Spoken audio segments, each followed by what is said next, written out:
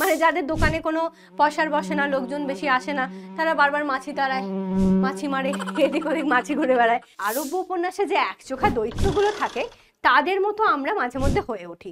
তখন আমরা চোখ রাঙাই, হ্যাঁ আবার বই কিনতে হবে নাকি, হ্যাঁ। মনের মধ্যেকার এতগুলো ভুবন তৈরি করতে পারি কি করে? বই পড়ে, দেশ ভ্রমণ করে। একটা গাছের তলায় এক গ্লাস ওয়াইন, একটা ভার্সের বুক মানে বই, এইটা নিয়ে আমি যখন সময় কাটাবো। হ্যালো স্টুডেন্টস, তোমাদের কাছে আমি এবার বই কেনা প্রবন্ধ নিয়ে হাজির হয়েছি, যেটা তোমাদের পঞ্চতন্ত্র গল্প সমগ্রের অন্তর্গত। মানে গল্প সমগ্র বলবো না, প্রবন্ধ সমগ্র অ্যাকচুয়ালি। তো এই পঞ্চতন্ত্রের অন্তর্গত একটা হচ্ছে বই কেনা। তো ফার্স্ট প্রবন্ধ আমাদের বই কেনার প্রবন্ধটা পড়বো, এবং বেশ মজাদার প্রবন্ধ। কিন্তু প্রবন্ধ মানেই যে সেই বোরিং কোনো লেকচার চলছে তো চলছেই, কোনো বিশেষ কিছুর মানে বর্ণনা ব্যঞ্জনা ইত্যাদি ইত্যাদি, সেরকম কিন্তু বই কেনাটা ঠিক নয়, একটু অন্যরকম। বেশ ভালো লাগবে, দেখো কেমন লাগে তোমাদের কাছে আমার প্রেজেন্টেশন। তো ফার্স্ট অফ অল, তোমরা যারা যারা আমাদেরকে নতুন দেখছো পিডব্লিউতে, তো তাদেরকে welcome welcome welcome. Hello class 11, তোমাদের স্নেহা ম্যাম তোমাদের কাছে আবারও চলে এসেছে নতুন একটা ক্লাস নিয়ে। তো আমি তোমাদেরকে রিকোয়েস্ট করবো যে যারা যারা এখনো পর্যন্ত পিডব্লিউর সাথে যুক্ত হওনি, তারা অ্যাপ ডাউনলোড করে নিয়ে তাড়াতাড়ি করে পিডব্লিউ বাংলা ক্লাস 11 2025-6 এই ব্যাচেতে এনরোল করে নাও। এটা পুরোপুরি ফ্রি এনরোলমেন্ট, কোনো কিছু পয়সা লাগবে না এখানে এনরোল করতে। এবার দ্বিতীয় একটা হচ্ছে যে কেন এনরোল করবো ম্যাম, সেটা হচ্ছে এখানে তোমরা যতদিন না তোমাদের পরীক্ষা শেষ হচ্ছে এবং বলতে গেলে বোধহয় রেজাল্টও আউট হয়ে যাবে, ততদিন পর্যন্ত এই ব্যাচের অ্যাক্সেস পাবে, যেখানে এই যে আমরা আজকের প্রবন্ধ পড়াবো বা যাই হোক যে কোনো জিনিস টপিক পড়াচ্ছি তার পিডিএফটা তোমরা পেয়ে যাবে। দ্বিতীয়ত হচ্ছে আমাদের পিডব্লিউ বাংলার হোয়াটসঅ্যাপ চ্যানেল। এই হোয়াটসঅ্যাপ চ্যানেলে আমরা কেন যুক্ত হব? এটাও আমরা ফ্রিতেই যুক্ত হতে পারবো। তাও যুক্ত হব এই কারণে যে আমি যে যে টপিকগুলো পড়াচ্ছি তার থেকে ইম্পর্টেন্ট কিছু কোয়েশ্চেন এখানে তোমাদেরকে প্রোভাইড করবো। যেমনভাবে স্যাররা করেছেন সেই রকমই কোনো না কোনো জিনিস তোমাদেরকে প্রোভাইড করা হবে এই হোয়াটসঅ্যাপ চ্যানেলেতে।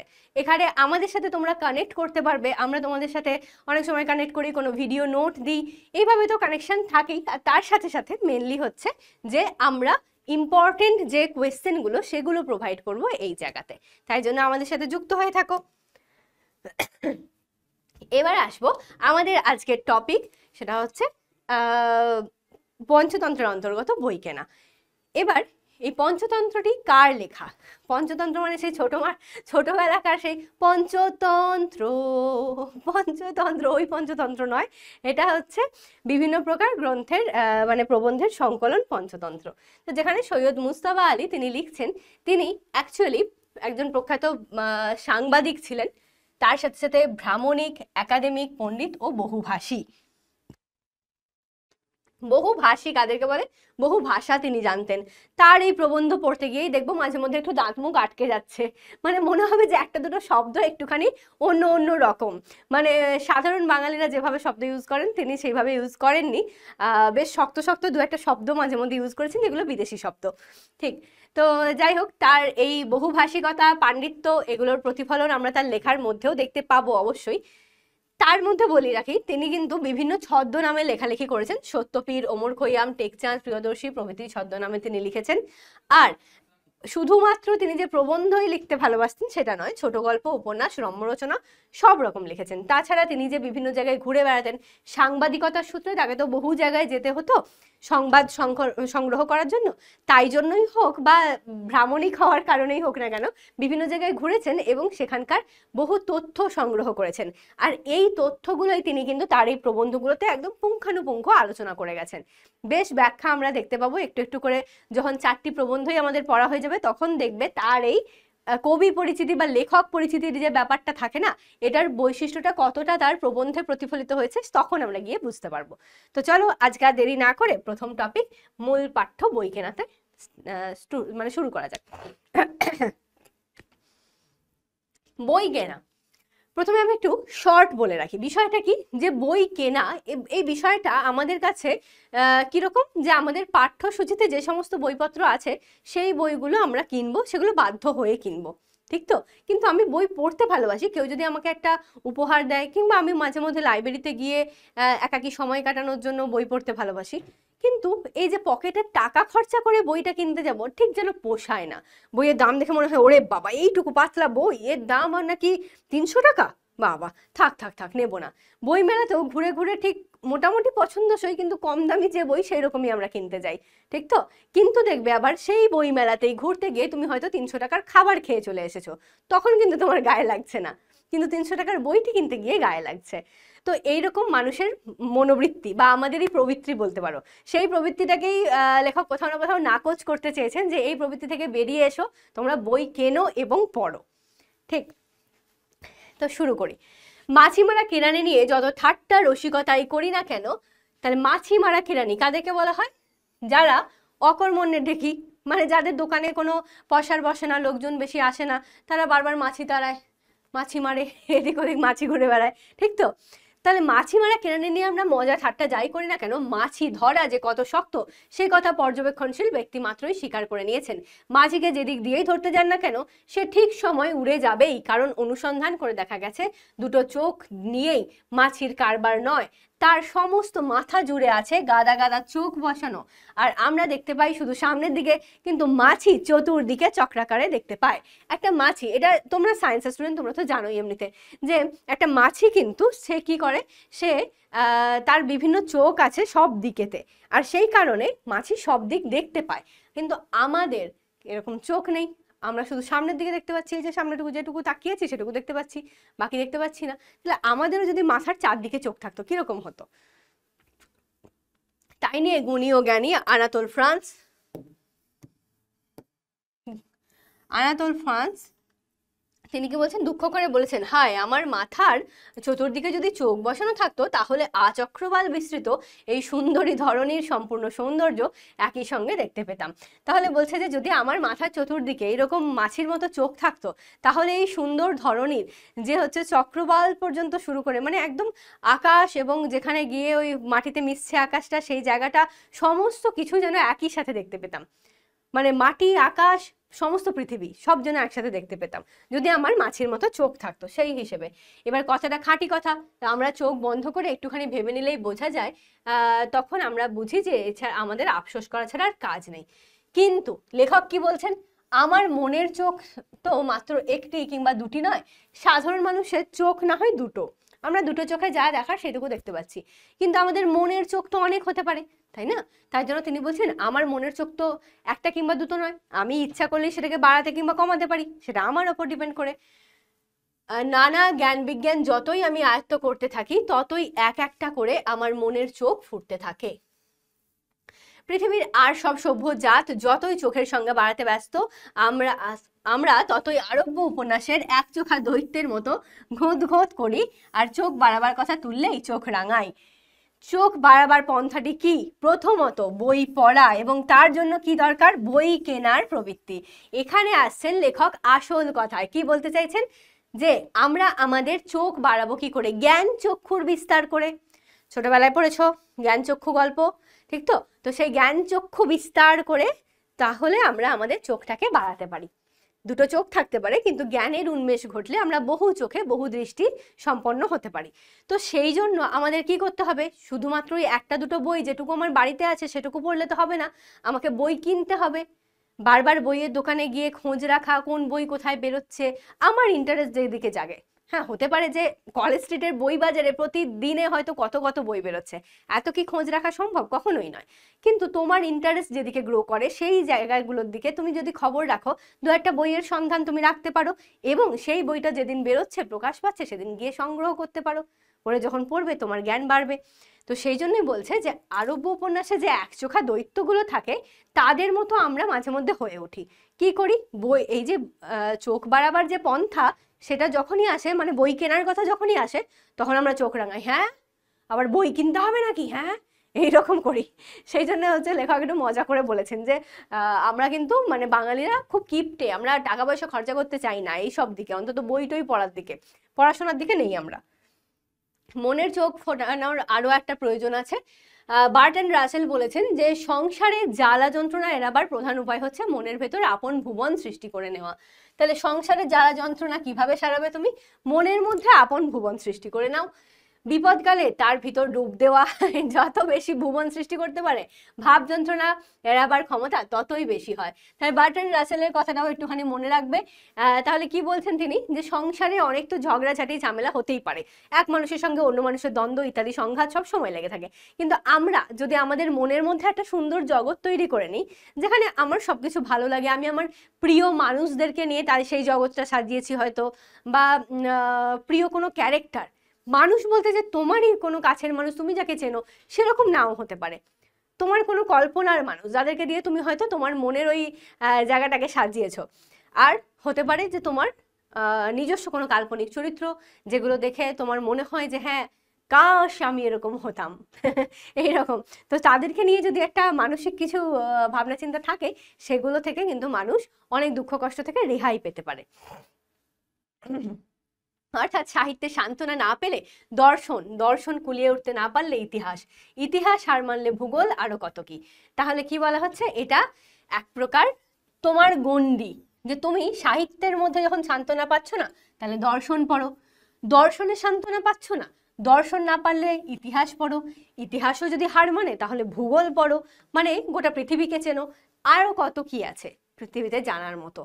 তাহলে যখন তুমি যে জায়গায় গিয়ে শান্তি পাচ্ছ না, আরো অন্য অন্য জানার মতো অনেক বই আছে, গ্রন্থ প্রচুর, আর অনেক বিষয় নিয়ে লেখা, তো সেগুলো নিয়ে তোমরা জানতে পারো। কিন্তু প্রশ্ন, এই অসংখ্য ভুবন সৃষ্টি করি কি প্রকারে?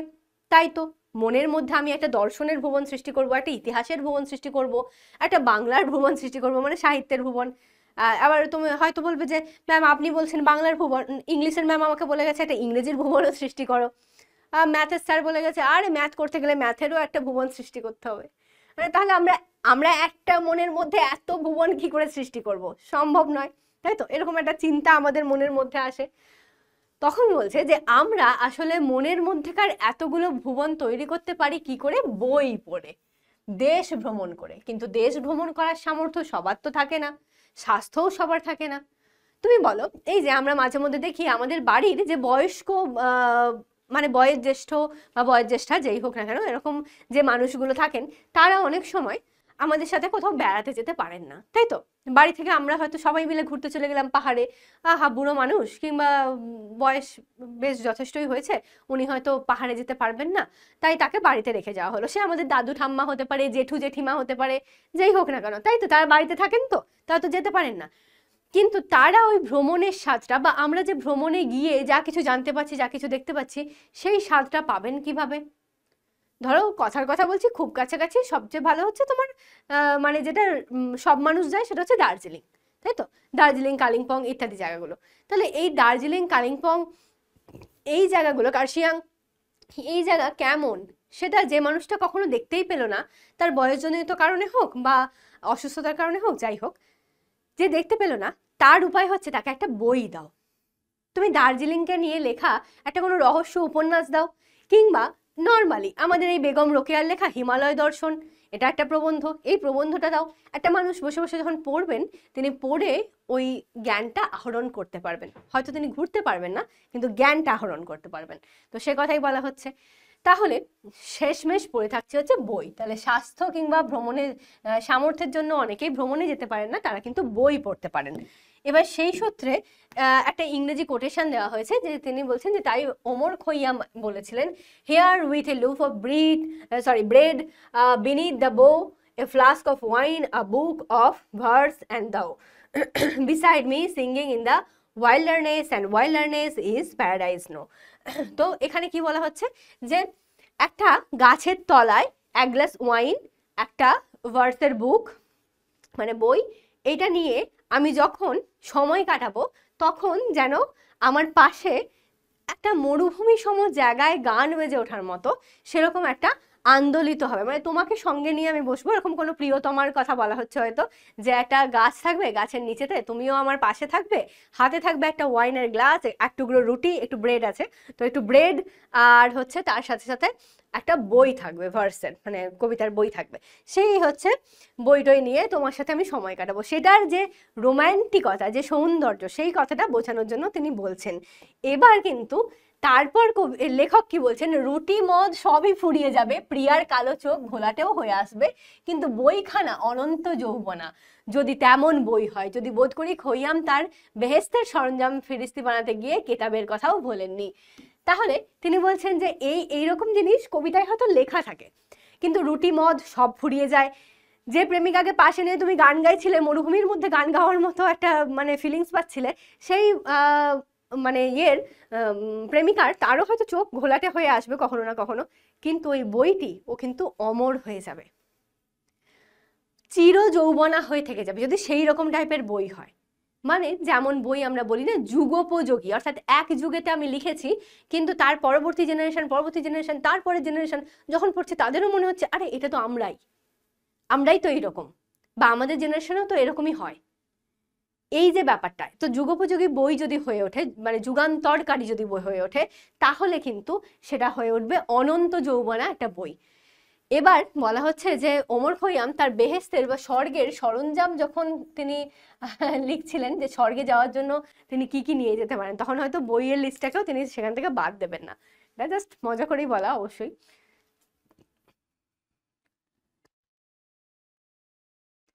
ওমর খৈয়াম ছিলেন মুসলমানদের পয়লা কেতাব কোরআনের সর্বপ্রথম যে বাণী মোহাম্মদ সাহেব শুনতে পেয়েছিলেন, তাতে আছে আল্লামা বিল কলমি, অর্থাৎ আল্লাহ মানুষকে জ্ঞান দান করেছেন কলমের মাধ্যমে। কলমের আশ্রয় তো পুস্তকে, ঠিক?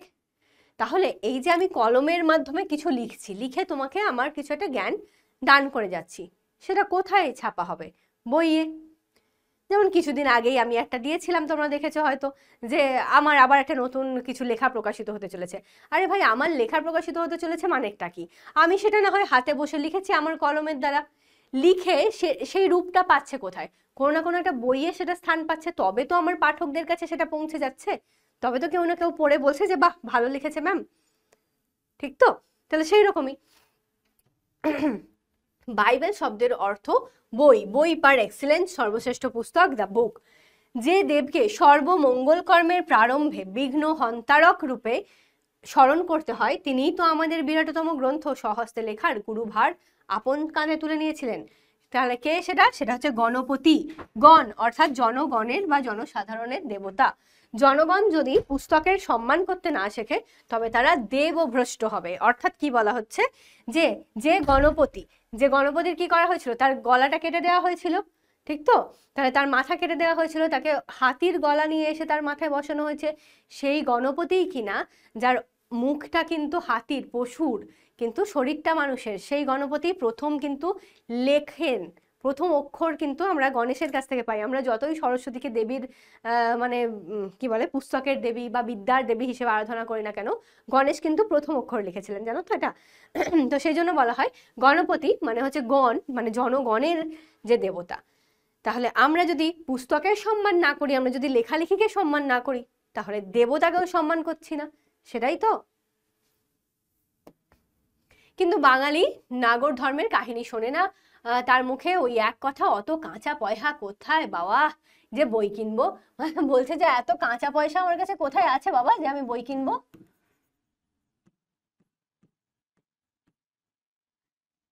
মানে লোকে কেমন ভাবে দেখো, তাদের কাঁচা পয়সা আছে, সেটা তুমি যা খুশি করে খরচা করতে পারো।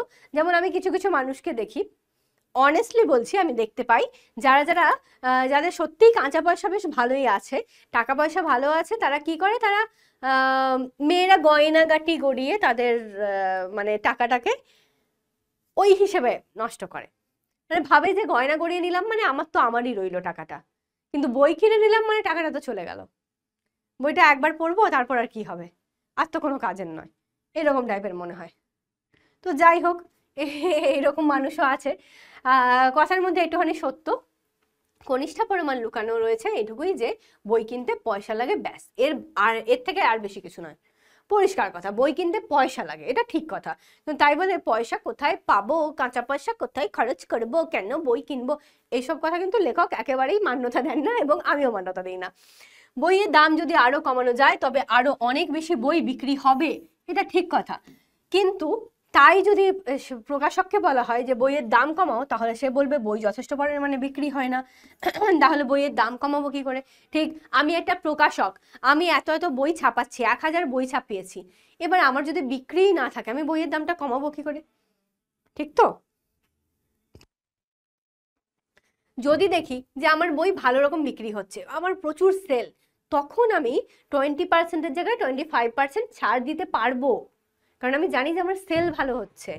কিন্তু ঠিকই তো, আবার এদিকে সাধারণ মানুষ বলছে যে বইয়ের দাম কমাও, বইয়ের দাম বড্ড বাড়িয়ে রেখেছো তাই কিনতে পাচ্ছি না। আর যারা বই প্রকাশক তারা বলছে যে তোমরা কিনছো না বলে আমি দাম কমাতে পারছি না। দুদিক থেকে হয়ে গেছে উভয় সংকট, তাই তো?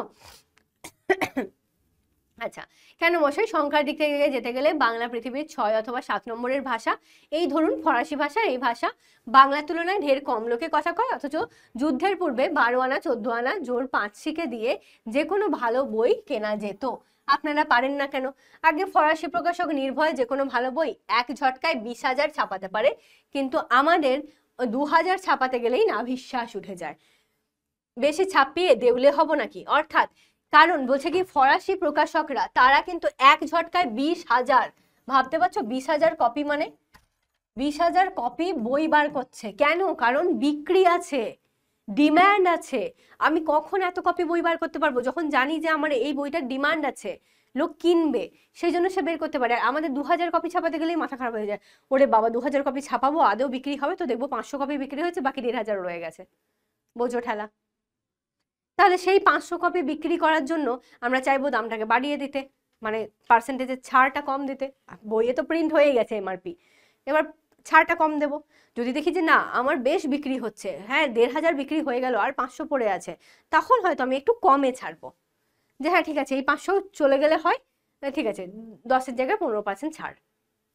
ঠিক, এই অচ্ছেদ্য চক্র, বই সস্তা নয় বলে লোকে বই কেনে না, আর লোকে বই কেনে না বলে বই সস্তা করা যায় না। ভীষণ ইম্পর্টেন্ট লাইন, দাগ দিয়ে রাখবে। এই চক্র ছিন্ন তো করতেই হবে, কিন্তু করবে কে? প্রকাশক না ক্রেতা? কে করবে? কে দাম কমাবে? নাকি কে কিনতে যাবে? কি করবে?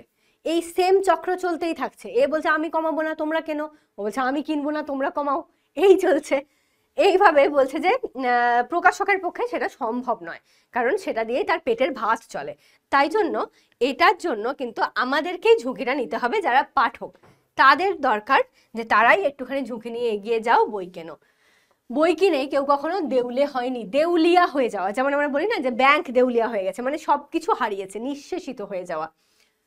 সব হারানো বা নিঃশেষিত হয়ে যাওয়া, সব হারানো বা নিঃশেষিত হয়ে যাওয়া, ঠিক আছে, এটাকে বলা হয়। কেন বলছে যে 3 গুণ বাড়িয়ে দেন, তবুও আপনি বলছে হ্যাঁ বই কেনার সময় তোমার একটা বাজেট থাকবে, সেই বইয়ের দাম যদি 3 গুণও বেড়ে যায় তা সত্ত্বেও তুমি কিন্তু কখনো দেউলিয়া হবে না, কারণ তুমি তো তোমার বাজেট জেনেই বইটা কিনতে যাচ্ছ, তাই না? তুমি বই একটা কিনতেই পারো, তুমি কখনো একটা বই কিনে সর্বস্ব হারিয়ে ফেললে এটা কখনোই হবে না। কিন্তু প্রকাশক যদি বইয়ের দাম কমিয়ে দেয় এবং তার যদি লস হয়, সে কিন্তু সর্বস্ব হারাতে পারে।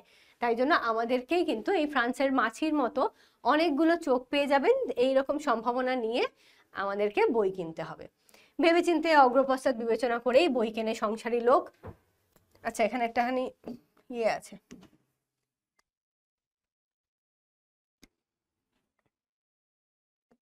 দেখো, ভেবেচিন্তে অগ্রপশ্চাৎ বিবেচনা করে বই কেনে কে? সংসারী লোক।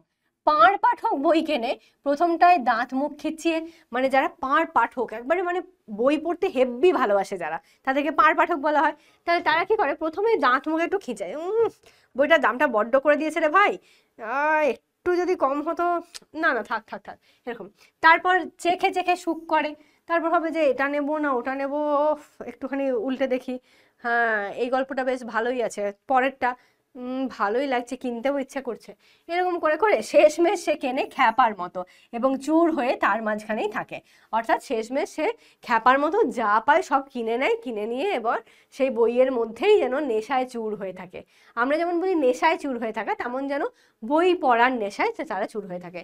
এই একমাত্র ব্যসন, একমাত্র নেশা, যার দরুন সকালবেলা চোখের সামনে সার সার গোলাপি হাতি দেখতে হয় না, লিভার পচে পটল তুলতে হয় না। তাহলে বই পড়ার নেশার কথা বলা হয়েছে, যে বই পড়ার নেশা হচ্ছে এমন একটা নেশা, বই পড়ার নেশা, বই পড়ার নেশা হচ্ছে এমন একটা নেশা যে সকালবেলা উঠে মাথা ঘুরছে, চোখের সামনে আমি গোলাপি গোলাপি হাতি দেখতে পাচ্ছি, এরকমও হয় না, আর লিভার পচেও যায় না। তাই জন্য এই নেশা করা ভালো জিনিস। আমি নিজে কি করি, আমি একাধারে প্রডিউসার, একাধারে কনজিউমার। বলছে তামাকের মিক্সচার দিয়ে আমি নিজেই সিগারেট বানিয়ে প্রডিউসার, আর সেইটা খেয়ে নিজেই কনজিউমার। আরো বুঝিয়ে বলতে হবে? ঠিক আছে, আমি একখানা বই প্রডিউস করেছি, কেউ কেনে না বলে আমি নিজেই কনজিউমার, অর্থাৎ নিজেই মাঝে মধ্যে কিনি। মানে এটা লেখক একান্তই মজা করে বলেছেন, বুঝতেই পারছো যে একাধারে প্রডিউসার, তিনি বলছেন যে আমি তামাকের মিক্সচার করে প্রডিউস করি কোনো একটা নেশার দ্রব্য, তারপর সেটাকেই কনজিউম করি। ঠিক, কনজিউম করা মানে তো নিজের মধ্যে নেওয়া, তো কনজিউম করি। তো সেজন্য বলছে যে তারপরে একটু বুঝিয়ে বলতে গেলে ব্যাপারটা এই যে আমি একটা বই প্রডিউস করেছি, বই প্রকাশ করেছি, তারপর সেটাকে আমি নিজেই কিনছি, আমি নিজেই ক্রেতা তার, কারণ কেউ কেনে না, এরকম অবস্থা। মার্ক টুয়েনের লাইব্রেরি খানা নাকি রাখবার মতো ছিল, মেঝে থেকে ছাদ পর্যন্ত শুধু বই আর বই, কার্পেটের ওপরে বই স্তূপীকৃত হয়ে পড়ে থাকতো গাদা গাদা বই। এক বন্ধু মার্ক টুয়েনকে বলেছিল যে বইগুলো নষ্ট হচ্ছে, গোটা কয়েক সেলফ জোগাড় করো না কেন। তখন তিনি কি বলেছিলেন দেখো, খানিকক্ষণ মাথা নিচু করে ঘাড় চুলকে বললেন, ভাই বলছো ঠিকই, কিন্তু লাইব্রেরিটা যে কায়দায় গড়ে তুলেছি, সেলফ তো আর সেই কায়দায় জোগাড় করতে পারিনি, সেলফ তো আর বন্ধু বান্ধবের কাছ থেকে চাওয়া যায় না। মানে তিনি তার লাইব্রেরিটা পুরোটা তৈরি করেছেন লোকের কাছ থেকে বই চেয়েছে। বুঝতে পারলে? তুমি তোমার যত বন্ধু আছে, রিলেটিভ আছে, যত পরিচিত লোকজন আছে, সবার কাছ থেকে একটা দুটো করে বই চেয়েছে, তাদের কাছে হয়তো মনে হয়েছে হ্যাঁ এটা এই বইটা আমার পড়া হয়ে গেছে, আর লাগবে না, 2-3 বার পড়ে নিয়েছি, আর কি লাগবে। কেউ বুড়ো হয়ে গেছে, তার আর বইপত্র লাগবে না, এইরকম করে লোকের কাছ থেকে চেয়ে চিনতে তিনি একটা লাইব্রেরি খুলেছিলেন, যেটা মেঝে থেকে একদম উপলব্ধি একদম বইয়ের রাখে রাখে সাজানো। ঠিক, তাহলে লোকের থেকে বই নিয়ে তিনি লাইব্রেরি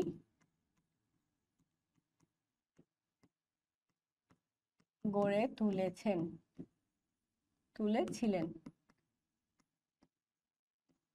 এবার বলছে শুধু মার্ক টুয়েনই না, দুনিয়ার অধিকাংশ লোকই লাইব্রেরি এইভাবেই গড়ে তোলে, কিছু বন্ধু বান্ধবের কাছ থেকে ধার করে আর ফেরত দেয় না, পরে আবার কোনো জিনিসের কাছ থেকে মানে কারোর কাছ থেকে নেয়, কয়েকটা বই কিছুটা হয়তো কিনে ফেলে ইত্যাদি করে। যে মানুষ অন্য কারোর কাছ থেকে গলা কেটে গেলেও কোনো জিনিস নেবে না, ছোঁবে না, কিন্তু বইয়ের ক্ষেত্রে সেরকমটা হয় না, বই আমি নিয়ে নেবো, ছুঁয়ে নেবো। আর এক পণ্ডিতের লেখাতে সমস্যাটার সমাধান পেলুম। পণ্ডিত লিখেছেন, ধনীরা বলে পয়সা কামানো দুনিয়াতে সবচেয়ে কঠিন কর্ম, কিন্তু জ্ঞানীরা বলে জ্ঞানার্জন সবচেয়ে কঠিন কর্ম। তাহলে ধনী আর জ্ঞানী দুজনের একটা এখানে তুলনা করা হবে, দেখবে ধনীরা বলছে টাকা উপার্জন করা কঠিন কর্ম, এটা তো ঠিক, আর জ্ঞানীরা বলছে জ্ঞান উপার্জন করা কঠিন। এবার দাবিটা কার ঠিক সেই নিয়ে তিনি এবার সন্ধানে ফিরলেন। তখন বলছে আমার পক্ষে নিরপেক্ষ হওয়া একটু কঠিন, যেহেতু আমি নিজেই তো জ্ঞানের সন্ধানী, সেজন্য তবে আমি লক্ষ্য করেছি যে ধনীর মেহনতের ফল হচ্ছে টাকা। ঠিক, একদম ঠিক আছে। সেই ফল যদি জ্ঞানীর হাতে তুলে দাও, তাহলে তিনি সেটা পরমানন্দে গ্রহণ করবেন এবং কাজে লাগাবেন। শুধু তাই নয়, অধিকাংশ সময়ই দেখা যায় জ্ঞানীরা পয়সা পেলে খরচ করতে পারেন ধনীদের চেয়ে অনেক বেশি, ভালো পথে, ঢের উত্তম পদ্ধতিতে।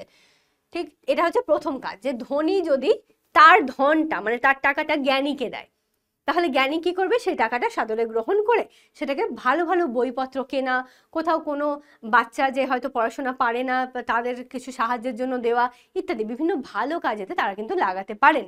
ঠিক আছে, পক্ষান্তরে মানে যদি অপর পক্ষ দিকে দেখো, তাহলে কি হয়, জ্ঞান চর্চার ফল সঞ্চিত থাকে পুস্তকরাজিতে। তাহলে জ্ঞান তুমি কোথা থেকে নিয়েছো? বই থেকে নিয়েছো। সেই বই যদি তুমি ধনীদের হাতে দাও তাহলে গায়ে পড়ে তুলে ধরলেও তারা সেটা ব্যবহার করতে জানে না, তারা বই পড়তে জানে না। তাহলে জয় হলো কার? জয় হলো জ্ঞানের। তাহলে জ্ঞানী যদি তার আহরিত জিনিসটা ধনীকে দিয়েও যায়, সে সেটা ব্যবহার করতে পারবে না, কিন্তু ধনী যদি তার জিনিসটা জ্ঞানীকে দেয় তাহলে জ্ঞানী সেটা ব্যবহার করতে পারবে। তাহলে জ্ঞানের জয় হলো। সেই হিসেবে বলা হচ্ছে যে তাহলে ধনার্জনের চেয়ে জ্ঞানার্জন মহত্তর।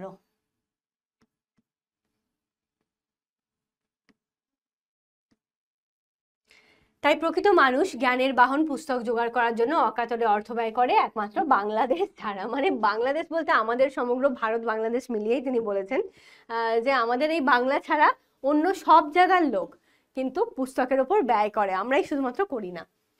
সেদিন তাই নিয়ে শোক প্রকাশ করতে গিয়ে আমার জনৈক বন্ধু একটি গল্প বললেন। ড্রয়িং রুমের বিহারিনী একজন গিয়েছিলেন বাজারে বই, তার হচ্ছে হ্যাঁ এখানে একটা মজার জিনিস আছে, আমি শর্টে বলে দিচ্ছি, এটা লাইন বাই লাইন পড়ছি না। এখানে একটা মহিলা গেছে বাজারে, সে হচ্ছে তার স্বামীর জন্য কিছু উপহার কিনতে গেছে। এবার দোকানদার এটা দেখাচ্ছে, সেটা দেখাচ্ছে, ওটা দেখাচ্ছে, সেটা দেখাচ্ছে। আরে মহিলা বলছে আমাদের বাড়িতে তো সবই আছে। শেষমেশ দোকানদার বলেছে যে তাহলে একটা বই কিনুন না, বইয়ের মতো উপহার তো আর হয় না। তখন বলছে বই, সেও তো আমার স্বামীর একটা আছে। মানে ওই একটা বই তার স্বামীর জন্য যথেষ্ট। মানে বাড়িতে একটা ফ্রিজ আছে, বাড়িতে একটা টিভি আছে, বাড়িতে একটা এসি আছে, একটা ভালো ফ্লাওয়ার ভেস আছে, এইগুলো যেমন যথেষ্ট তেমন ভাবে তার কাছে একটা বইও যথেষ্ট। Just like a showpiece, right? তো সেটাই আর কি বলা হয়েছে যে একখানা ভালো বই দিলে হয় না। যখন বলেছে তখন বলছে সেও তো ওর কাছে একখানা রয়েছে। তাহলে যেমন স্ত্রী তার তেমন স্বামী, একখানা বই তাদের পক্ষে যথেষ্ট। অথচ এই বই জিনিসটার প্রকৃত সম্মান করতে জানে কিন্তু ফ্রান্সের কথা একটু আগেই বলা হয়েছে, 20,000 কপি তারা বই ছাপিয়ে দিতে পারে। কাউকে মোক্ষম মারাত্মক অপমান করতে হলেও তারা ওই জিনিস দিয়েই করে। মনে করুন আপনার যেমন হচ্ছে দেশকে তুমি যদি ভক্তি ভালোবাসা দিয়ে কথা বলো, মানে তুমি দেশকে ভীষণ রকম ভালোবাসো, তাই তোমাকে যদি একবার কোনো বেইজ্জত কেউ করতে চায় তবে সে তোমাকে না করে নিজের দেশকে নিয়ে যদি কোনো কথা বলে, তাহলে তুমি নিজের অপমানটা যদি একবার সহ্যও করে নাও, দেশকে নিয়ে অপমান করাটা কিন্তু সহ্য করবে না। ঠিক সেই রকম ভাবেই হচ্ছে ফ্রান্সেতে কি হয়, বইকে নিয়ে অপমান করে, ঠিক আছে, মানে জ্ঞান নিয়ে অপমান করে। আন্দ্রে জিদের মেলা বন্ধু বান্ধব ছিলেন, অধিকাংশই নামকরা লেখক। জিদ রুশিয়া থেকে ফিরে এসে সোভিয়েত রাজ্যের বিরুদ্ধে একখানা প্রাণঘাতী কেতাব ছাড়েন। প্যারিসের স্টালিনীয়রা তখন লাগলো জিদের পিছনে গালিগালাজ, কটু কথা, নানানভাবে প্রাণ অতিষ্ঠ করে তুলছিল এই আন্দ্রে জিদের। কিন্তু আশ্চর্য, জিদের লেখক বন্ধুদের অধিকাংশই চুপ করে সব শুনে গেলেন। জিদের হয়ে কেউ লড়লেন না। জিদের জিগরে তখন চোট লাগলো।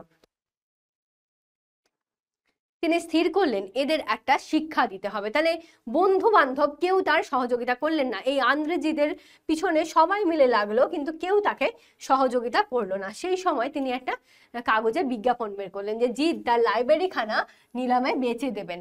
তখন এবার প্যারিসে খবর শুনে হচ্ছে প্রথমে সমস্ত লোক কিন্তু মূর্ছা গেল, মানে বিরক্ত হলো, মূর্ছা গেল বা মানে মাথা ঘুরে পড়ে যাবে এরকম অবস্থা। তারপরে বলছে সম্বিত ফেরা মাত্রই কিছুজন মুক্তকচ্ছ হয়ে, মানে কাছা খুলে যাওয়া, ঠিক আছে, মুক্তকচ্ছ মানে কাছা খুলে যাওয়া, কাছা খুলে যাওয়া মানে কোনো দিকে ধ্যান না দিয়ে আর কি, ধ্যান জ্ঞান না থাকা, এইরকম জ্ঞান হারা হয়ে তারা যেন ছুটতে লাগলো। সেখানে গিয়ে দেখে সবারই কিন্তু চক্ষু স্থির হয়ে গেছে। কি না, যেসব লেখক জিদের হয়ে লড়েননি, অর্থাৎ জিদের তো অনেক বন্ধু বান্ধব, তার মধ্যে যে সমস্ত লেখকরা জিদের পক্ষ নিয়ে লড়েননি তাদেরই বইগুলো তিনি একমাত্র নিলামে চড়িয়ে দিয়েছেন। সেই জঞ্জালগুলোকে তিনি শুধুমাত্র বেচে ফেলতে চাইছেন।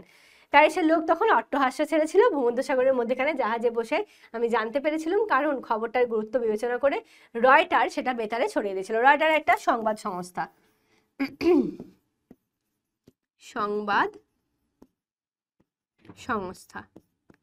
সেটা বেতারের মাধ্যমে ছড়িয়ে দিয়েছিল।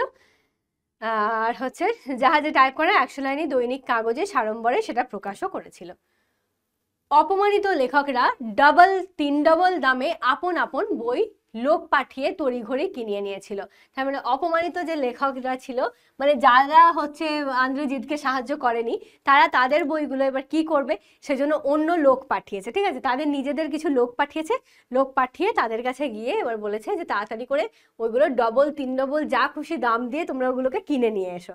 নিজের মান সম্মানটা তো রক্ষা করতে হবে নাকি, সেই জন্যই হচ্ছে নিজেদের 3 ডবল দাম দিয়ে হলেও নিজের নিজের বইটা অন্য লোককে দিয়ে কেনা করিয়েছে। আচ্ছা, তারপরে হচ্ছে যত লোকে কেনাকাটার খবরটা কম জানতে পারে ততই মঙ্গল। বাংলাদেশে নাকি একবার এরকম টিকিটও বিক্রি হয়েছিল ইত্যাদি। শুনতে পাই এরা নাকি জিৎকে কখনো ক্ষমা করেনি। তাহলে স্বাভাবিক ব্যাপার, তারা তাদের জিদের বন্ধু ছিল এবার তাদের বই এইভাবে নিলামে বিক্রি করে দিচ্ছে, সেই হিসেবে তারা জিৎকে কখনো ক্ষমা করেনি। কিন্তু জিদের দিক থেকেও কি করার কথা ছিল? জিদের তো জেদ ধরে গেছে না, যে ম্যা ভি জিদ্দি হুঁ, এরকম মনে হয়েছে তার, যে তোমরা আমাকে সহযোগিতা করনি, আমার বিপদের সময় তুমি থাকোনি, তো তোমার বই নিয়ে আমি আমার লাইব্রেরি ভরাবো কেন? যাও নিলামে বেচে দিলাম, জঞ্জাল দূর করলাম, তোমাদের নামগুলো আমার সঙ্গে জড়িয়েই থাকবে না, পরিষ্কার। সেভাবে বাদ দিয়ে দিয়েছে। আর কত বলবো, বাঙালির কি চেতনা হবে? মানে লেখকও বলছেন যে আর কত বলবো, উদাহরণ আর কত কত দেব, বাঙালির তো আর চেতনা হবে না। তাও বুঝতুম যদি বাঙালির জ্ঞান তৃষ্ণা না থাকতো, মানে যদি এরকম হতো যে বাঙালি কিছু জানতেই চায় না, তাদের মধ্যে জ্ঞান তৃষ্ণাই নেই, তাহলে না হয় একটা কথার কথা ছিল। কিন্তু জ্ঞান তৃষ্ণা তাদের আছে প্রবল, অথচ তারা বই কিনবে না, এ কেমন কথা? মানে এরকম বিষয়টা এরকম হয়ে গেল, আমার মাংস খেতে প্রচুর ইচ্ছে করছে, আমার বাড়িতে আমার 500 টাকা রাখাও আছে, চাইলেই আমি 100টা টাকা দিয়ে কি 200টা টাকা দিয়ে গিয়ে আমার মতন আমি যেটুকু পরিমাণ খেতে পারবো বা যাই হোক সেই পরিমাণ মাংস আমি কিনে নিয়ে এসে খেতেই পারি, কিন্তু আমি কিনবো না। অথচ আমি অতিষ্ঠ করে ছাড়ছি লোককে যে আমি মাংস খাবো, আমি মাংস খাবো, তাই না? এটা অদ্ভুত রকমের একটা কথাবার্তা হয়ে গেল না? ঠিক যেন সেই রকম যে আমার জ্ঞানের পিপাসা অত্যন্ত, তা সত্ত্বেও আমি বই কিনছি না। বাঙালি যদি হট এন্ড টট হতো তবে কোনো দুঃখ ছিল না। হট এন্ড টট কি? হট এন্ড টট হচ্ছে একটা, এক সেকেন্ড,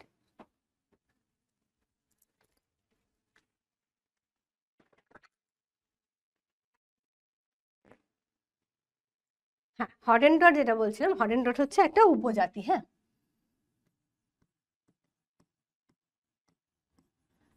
আফ্রিকার একটা উপজাতি।